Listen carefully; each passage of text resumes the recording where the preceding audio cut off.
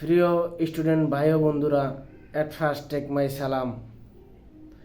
আমি বর্তমান বাংলাদেশের সমসাময়িক বিষয় উপলক্ষে কিছু কথা বলবো। আজকে আমি আমার ঢাকার শহর ঘুরে দেখলাম বাংলাদেশের মানুষের ভিতরে প্রতিভা আছে, আর এই প্রতিভা জাগ্রত করেছে বাংলাদেশের ছাত্র জনতা। যেহেতু আমি একজন ছাত্র, তাই আমি বলবো আমার পক্ষ থেকে বাংলাদেশের সমস্ত ছাত্র জনতাকে একটি স্যালুট প্রদান করছি।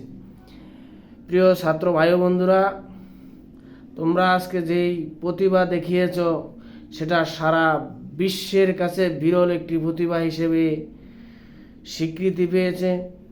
তার পাশাপাশি গত 5 তারিখ থেকে দেশের ভিতরে যে সমস্ত অরাজকতা হয়েছে তার বিরুদ্ধে সোচ্চার কণ্ঠে জাগ্রত হয়ে তোমরা সেটাকে বন্ধ করতে সক্ষম হয়েছ। তাছাড়া আজ আমি ঢাকা শহর ঘুরে দেখলাম বাংলাদেশের অলিতে গলিতে থাকা বিভিন্ন শিক্ষা প্রতিষ্ঠানের শিক্ষার্থীরা ঢাকা শহরে এসে তাদের নিজের পকেটের পয়সা খরচ করে রাস্তায় ট্রাফিকের কাজ করছে। নিজেরা এত পরিমাণে কষ্ট করছে যেটা আমি মনে করি আমাকে দৈনিক যদি 2000 টাকা স্যালারি দেয় তাও আমার পক্ষে সম্ভব না। কিন্তু বাংলাদেশের ছাত্ররা বাংলাদেশকে এত ভালোবাসে এবং দেশের শান্তি এবং নিরাপত্তা বজায় রাখার জন্য যে তারা সোচ্চার হয়েছে সেটাকে সম্পূর্ণরূপে বাস্তব রূপ দেওয়ার জন্য তারা অক্লান্ত পরিশ্রম করে যাচ্ছে। এবং তারা এটাও অঙ্গীকার করতেছে যে আমি দেখলাম যাত্রাবাড়ি এলাকায় যারা ফুটপাতে ব্যবসা করে তারা যাতে শান্তি শৃঙ্খলাভাবে ব্যবসা করতে পারে, কারো প্রতি কেউ যেন 2 টাকা চাঁদা না নিতে পারে এবং শুধুমাত্র ময়লা পরিষ্কার করানোওয়ালা ব্যক্তি 30 টাকা নেবে, সেটাও তারা মাইকিং করে বলে দিচ্ছে। এবং প্রত্যেকটা মানুষের কাছে জানাতে চাই আমরা শান্তি শৃঙ্খলা বজায় রেখে ব্যবসা করুন। এবং আমি যখন আসতেছি তখন গোপনভাবে জিজ্ঞাসা করে দেখলাম, ভাই আপনারা আগে যখন ব্যবসা করতেন তখন আপনারা দৈনিক কত টাকা চাঁদা দিতেন? তখন পার্শ্ববর্তী 2-3 জন লোকে আমার কথাটা শুনে তারা সবাই বলছে, কেউ বলছে 200, কেউ বলছে 300। ঠিক তেমনিভাবে আমি তাদের কথা শুনে অনেক হৃদয়ে ভিতরে ব্যথা পেলাম। কারণ রাস্তায় যারা ব্যবসা করে তারা সর্বোচ্চ হারিয়ে, একটা মানুষ রাস্তায় নামে কখন? যখন সর্বোচ্চ হারিয়ে তার আর কোনো কিছুই থাকে না, তখন সে একদম মানে যখন কিছুই পায় না তখন চিন্তা করে যে আমি যা হোক আমি রাস্তায় ফুটপাতে ব্যবসা করব। কিন্তু দেখেন বিগত 15 বছর ফুটপাতে ব্যবসা করা মানুষগুলির প্রতিও ওরা অত্যাচার করেছে এবং তাদের প্রতি জুলুম নির্যাতন করেছে।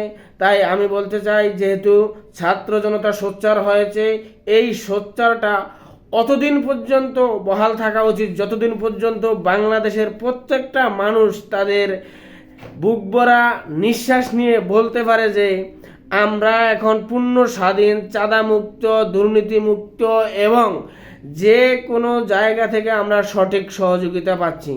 দেখেন বাংলাদেশের বিগত 15 বছরে এমন কোনো সেক্টর নাই যেখানে দুর্নীতি হয় নাই। আমি আমার একটা বাস্তব অভিজ্ঞতা বলছি। আমি গত 6 মাস আগে আমি আমার এলাকার ভূমি অফিসে গিয়েছিলাম। সেখানে আমার বাড়ির জমির যে খাজনা, ওই হাল খাজনা রসিদ আনার জন্য গেছি এবং ওই জমির হাল খাজনা দেওয়ার জন্য গেছি। সেখানে স্পষ্ট লেখা আছে, বঙ্গবন্ধুর একটা বাণীতে লেখা আছে, তার ছবি দিয়া পাশে, যে রাষ্ট্রের প্রতিটি সরকারি আমলা জনগণের অর্থের বিনিময়ে তারা তাদের সংসার চলে এবং তাদের বাচ্চাদের সংসার চলে। এবং কোনো এই জনগণ যাতে দেশের প্রজাদের দ্বারা নির্যাতিত না হয় এবং তারা যেন কোনো প্রকার এই উপকার পেতে কোনো প্রকার দ্বিধাদ্বন্দ্বের ভিতরে পড়তে না হয়, এরকম সুনির্দিষ্ট একটা সুন্দর বাণী লেখা আছে। কিন্তু সেই বাণীর নিচেই একটা টেবিল বসানো, টেবিলের বৈষয়িক কিন্তু উনি দুর্নীতি চালাইতে আছে। কিন্তু আমি দুর্নীতিটা যে কী পরিমাণ সেটা আমি বলবো না, কারণ আমি কিছুটা এই সচ্ছল বা কিছুটা এই জানাশোনা থাকার কারণে আমি দুর্নীতির কবলে একটু কম পড়েছি। কিন্তু সাধারণ আমি দেখলাম যে ভূমি অফিসে যায় অনেক সময় মানুষ যখন জমি জমা হারিয়ে ফেলেছে বা যে কোনো জমি সংক্রান্ত ঝামেলার কারণে মনে করেন বেশিরভাগ বৃদ্ধ মানুষগুলাই ওখানে গিয়ে তাদের জমির সমস্যার সমাধান করার চেষ্টা করে, কিন্তু তাদের প্রতিও এরকম জুলুম চলতেছে। আমি দেখলাম যে কোন খাতে দুর্নীতি নেই, শিক্ষা বলেন, স্বাস্থ্য বলেন, ভূমি অফিস বলেন, খাদ্য মন্ত্রণালয় বলেন, প্রত্যেকটা সেক্টর, এক কথায় চৌকিদার হতে শুরু করে সেনাবাহিনী পর্যন্ত গত 15 বছর দুর্নীতি ছিল। আমরা সকল ছাত্র ঐক্যবদ্ধভাবে যদি থাকি, যদি শপথ করি যে বাংলাদেশে আর কোনো দিন, যেহেতু বাংলাদেশ এক কথায় 2টা স্বাধীনতা পেয়েছে, 2টা স্বাধীনতা কোনো জাতি পেয়েছে কিনা আমার জানা নাই, যদি আপনারা জানা থাকে জানাবেন। তাহলে আমি বলতে চাই যে বাঙালি পূর্ণ স্বাধীনতা পাওয়ার যেই একটা আশা মনের ভিতরে তারা ধারণ করছে, এই আশাটা যেন তারা বাস্তবায়ন করতে পারে, এজন্য আপনারা সাহায্য সহযোগিতা করবেন। এবং আমি বলবো, সর্বোপরি বলতে চাই, বাংলাদেশের ছাত্ররা যেহেতু তাদের ট্রাফিকের কাজ করতেছে, এবং আমি দেখলাম যে নারী সমাজও আগ্রহী হয়ে তারা ছাত্রীরা ট্রাফিকের কাজ করছে, আমি আমার বোনদেরকেও স্যালুট জানাই। এবং তারা যেন এই বাংলাদেশটাকে একটি সোনার দেশ, শান্তির দেশ, শান্তির ঠিকানা হিসেবে করে দিতে পারে, এই বাংলাদেশটাকে সেই রকম করে দিয়ে তারা মাঠ থেকে সরে আসে এবং